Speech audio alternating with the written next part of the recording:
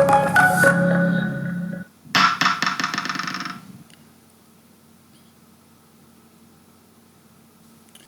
everybody, this is Jazz from About Slingshots YouTube channel. In my previous video, under the same name as this one, I tried to figure out why trajectories are curvy.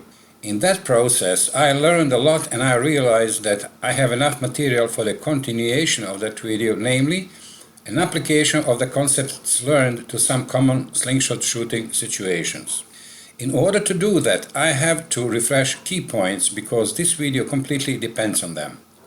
We have seen that when you shoot your arm at say 30 degrees like this, of an angle, at this velocity, the trajectory of your armor looks like this, and you notice that your armor was displayed 5.6 meters horizontally, 3.2 meters vertically, and 6.4 meters along the trajectory. Since these distances are not the same, but the time frame is the same, 1/10 of a second, it means that these velocities are not the same, so that horizontal velocity is 54.5 meters per second, vertical is 30.5 meters per second, and the velocity along the trajectory is 62.5 meters per second. So we see that in essence there are two motions of the projectile, horizontal one and vertical. Horizontal motion is governed by Newton's first law of motion, and vertical motion is governed by Newton's second law of motion. One note here, in my previous video the numbers here to the right here do not really correspond to the conditions here to the left. My mistake. Newton's first law of motion states that an object at rest remains at rest, or if in motion, remains in motion at a constant velocity, like this. These are the same sequences of time, and in air-off situation, or where there is no air, like in a vacuum, this object makes the same distances in the same period of time. And the second part of the sentence says, unless acted on by an external force, which is true for our earthly conditions. When you shoot your slingshot, for example, then there is air, and your armor is confronted by air, and in this way air resistance is created. And you see in the same period of time, the distance your armor travels is less and less. Newton's second law of motion has to do with vertical movement and vertical velocity of your slingshot armor, and this has to do with the gravity. Gravity causes objects to accelerate during the fall, and acceleration on Earth is some 9.81 meters per second. When we put these two motions together, this is gravity here, we represent it as an axis. In each sequence of time, the object makes longer and longer distances because its velocity is higher and higher. While the horizontal velocity in air conditions is lower and lower, as we have seen before. And when you connect these points like this, like this, like this, we get a curvy trajectory. And the last concept that we have to visit is the fact that these two motions are independent, and it can be shown in a number of ways, but one of them is like this. If you shoot an armor from a firearm from some 1.5 meters height horizontally at say 1000 meters per second, the question is how long time it will take to fall to the ground. The answer is the same time as the bullet which would not be fired but simply dropped from 1.5 meters, because these two motions are independent, and the velocity of this armor only determines how far it will go, not how long it will take to fall to the ground. Now let us see some implications of horizontal motion on a typical slingshot shooting situation. The situation is like this. There is a target of 2.54 centimeters in diameter, or 1 inch, whose center is 1.5 meters from the ground.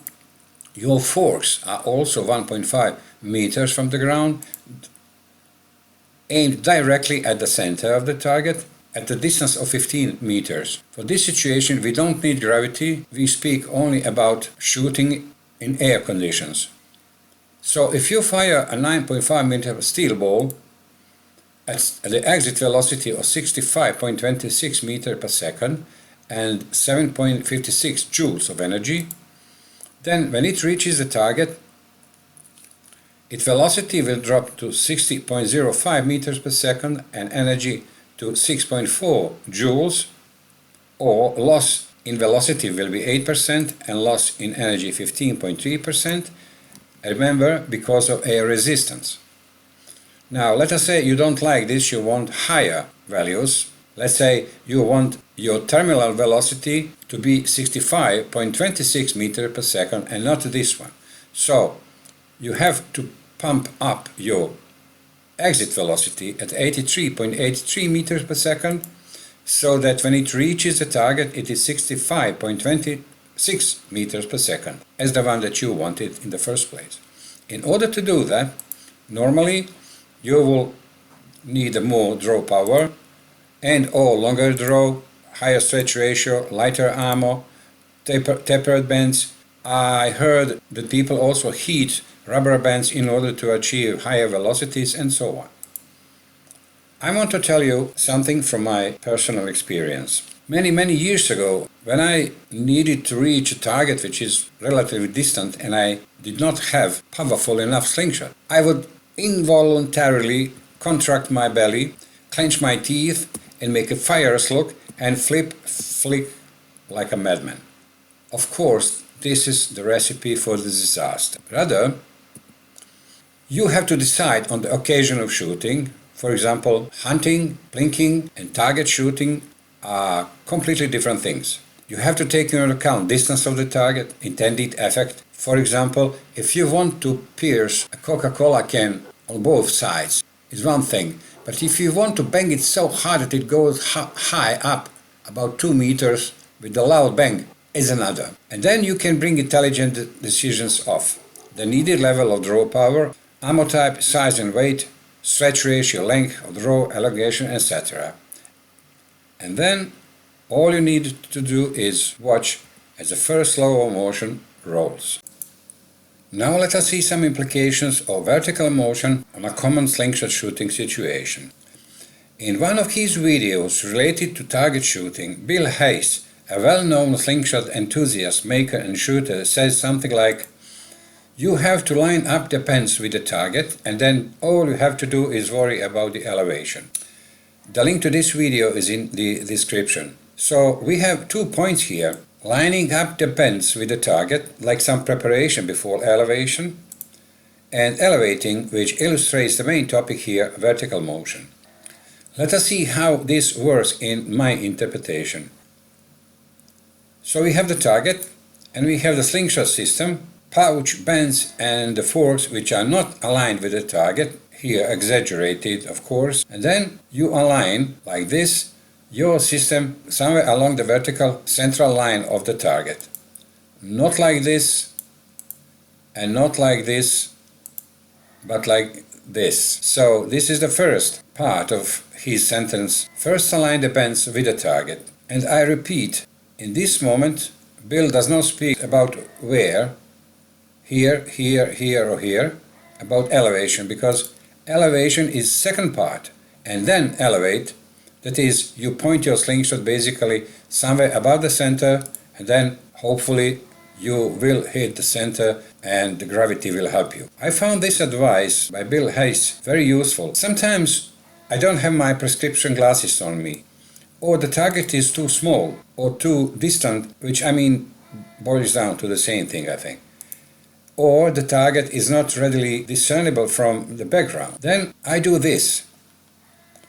There's a target and I intentionally disalign my system from the central line, and then a little bit less on the left side, and then still a little bit less on the right side, and then I zero in on to the vertical central line of the target, and then I elevate, and so on and so on.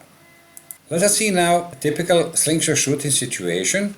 However, now we need the gravity on. You remember this situation? Now, if you fire a 9.5mm steel ball at exit velocity of 65.26 meters per second or 214 feet per second, you will miss the target by 26.3 centimeters, which is here. If this is 2.54 centimeters, this is 26.3. In order to hit the target, you have to elevate your slingshot at 1.005 degrees of angle, like this. Of course, this is exaggerated here, otherwise it will not be visible. And then, if you pump up your velocity to 300 feet per second, you will miss the target by 13.1 centimeters. You will be 2 times better off. And in order to hit the target, you have to elevate at 0.5 or 1 degrees of angle, like this. This is a more realistic, or better to say, more proportional view of the previous situation. And we have here these two trajectories, and by the way, trajectory is called parabola, and the highest point of the trajectories is apex. Now, this is the trajectory of the faster armor, which we had to elevate only at 0.5 or 1 degrees. And this is the trajectory, the higher one, of the slower one, armor, which we had to elevate at 1.005 degrees. Or, if you want to have a closer look, this is the situation.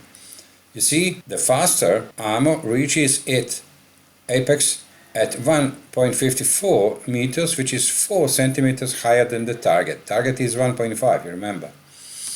And the slower one reaches its apex at 1.57 meters, which is 7 centimeters above the center of the target, and 3 centimeters above, this is 3 centimeters here, above the apex of the faster armor. Now, baby, it's time to ask the question about flat trajectory. We have seen that flat trajectory does not exist, but for me it has very practical meaning. Basically, it boils down to that the trajectory is as little curvy as possible. For me also, this is the trajectory with which I am comfortable with, but I have to leave this concept because it is highly subjective and highly relative, I would say, so maybe discuss it some other time. Let us sum this up. We have seen that elevation depends on the velocity of the armor. See, faster armor we elevate less, and slower armor we elevate higher.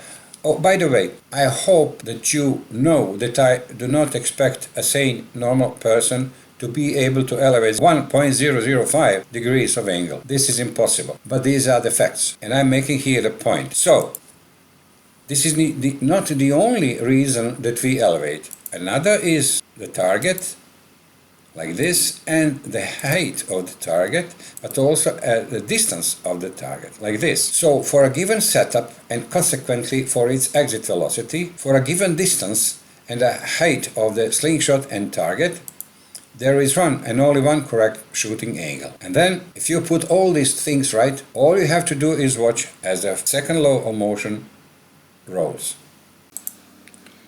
So this ends this video, and I hope you enjoyed.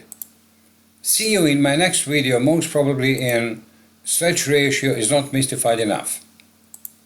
Please subscribe, and thank you for watching.